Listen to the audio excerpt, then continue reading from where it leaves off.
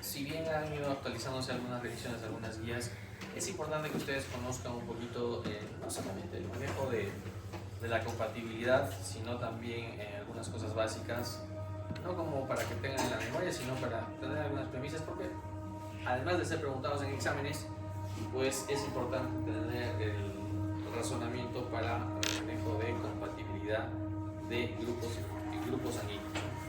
Bien, como siempre les pongo acá las principales revisiones, las más importantes que se toman en cuenta en las actualizaciones, pues las guías AABB, ¿no? Guías importantes americanas, del 2023 para hablar de glóbulos rojos, plaquetas este año se ha actualizado, las guías de CHEST, ¿no? Que es transfusión de glóbulos rojos en pacientes críticamente enfermos, ¿no?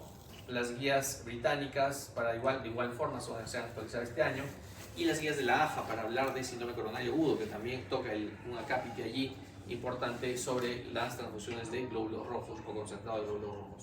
Entonces, algunas revisiones también del año pasado, también críticamente enfermos, ¿no? Bien, es importante saber que hay que diferenciar hemocomponentes de hemoderivados, ¿no? Todos se obtienen de la sangre. Finalmente, los hemocomponentes son productos sanguíneos que se obtienen de la sangre total. ¿Cuáles son? Pues glóbulos rojos, plaquetas, plasma fresco, ¿no? Y los hemoderivados pues se obtienen más bien a partir del plasma, ¿no? Del plasma. Y por ejemplo, uno importante es las proteínas como la albúmina, entre otros productos que se pueden obtener. Pero hay que recordar pues que los que más se transfunden pues son pues glóbulos rojos, ¿no? Plaquetas, plasma fresco y en algunos casos crioprecipitados, ¿no? Entonces es importante tener en cuenta eso.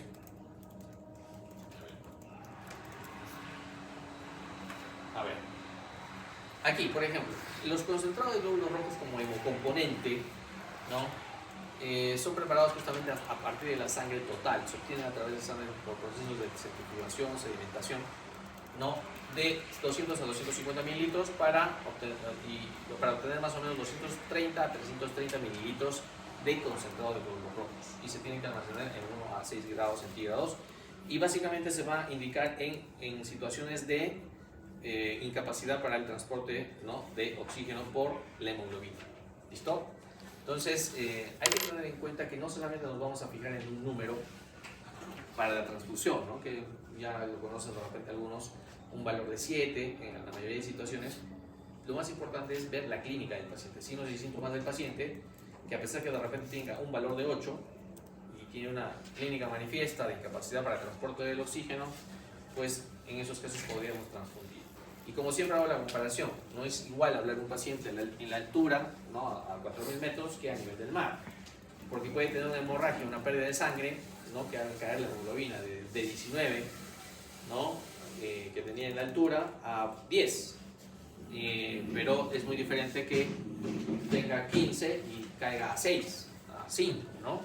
Entonces, cuando está a nivel del mar, es muy diferente, ¿no? De acuerdo a la presión barométrica, no es muy diferente, y hay que tener cuidado con ese detalle de la altitud, por ejemplo, ¿ya? Tiempo de vida media se puede almacenar 21 o 42 días. Y los leucocitos, miren, los leucocitos hay que tener cuidado porque lo que genera reacciones adversas a las transfusiones son muchas veces los leucocitos, ¿no? Los glóbulos blancos, que están implicados en la mayoría de reacciones transfusionales. Por eso hay un proceso de leucorreducción o filtrado de glóbulos blancos para evitar estos efectos adversos, ¿no? Pero a medida que uno aumenta el número de transfusiones, aumenta el riesgo de reacciones adversas, porque se pueden filtrar algunos leucocitos, como vemos aquí, ¿no? Puede haber algunos leucocitos, entonces se pueden filtrar y generar reacciones de incompatibilidad, reacciones adversas, y además de que pueden también en la transfusión pasar pues bacterias, virus, ¿no? Virus del VIH, hepatitis B, hepatitis C, ¿no? Que muchas veces aumenta, a la medida que se aumentan las transfusiones hay mayor riesgo de contagio. ¿Listo? Bien, la pérdida aguda de sangre. Es importante hablar de una pérdida aguda, de una pérdida crónica, ¿no? De una patología que genera una pérdida de hemoglobina de forma crónica. Entonces, esto en la transfusión se va a tomar en cuenta de acuerdo al volumen perdido de sangre. Y la clínica del paciente. Les vuelvo a repetir, si en alguna pregunta el paciente está con hemoglobina de 7.5 y tiene pues sensación de falta de aire, está pálido, sensación de pérdida de conocimiento o pérdida de conocimiento, pues habrá que considerar la transfusión, no el simple hecho de que tenga un valor. ¿Listo? Entonces cuidado con ese detalle. Entonces podemos tener un paciente con un riesgo isquémico, un paciente con un infarto agudo de miocardio, un EPOC, una enfermedad cerebrovascular, y hay que siempre considerar no solamente la evaluación física, ¿no? En la inspección, sino también hay que medir las constantes vitales, la diuresis, la saturación venosa de oxígeno, lactato, el exceso, las bases, ¿no? Y hay que tener en cuenta que cada paciente responde diferente a la anemia, ya sea una anemia en este caso aguda o crónica.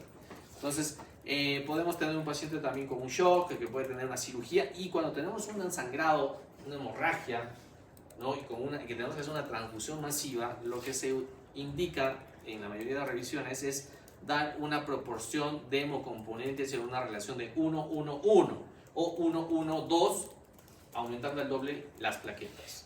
¿Listo? Para evitar también la hipotermia y la acidemia, ¿no? La acidosis. ¿Listo? Entonces siempre en transfusiones, sobre todo en trauma, ¿no? Las guías ATLS, ¿no? Muchas veces en transfusiones masivas se da esa relación que se puede duplicar el valor, la relación de plaquetas. Entonces, hablar de transfusiones hay una zona totalmente indicada, una zona gris y una zona que no está indicada. Y esto las guías lo mantienen. Si bien esta es una referencia anterior en que las guías se hablaba ya del valor, acá les hablaba del valor A7, sobre todo en pacientes críticos.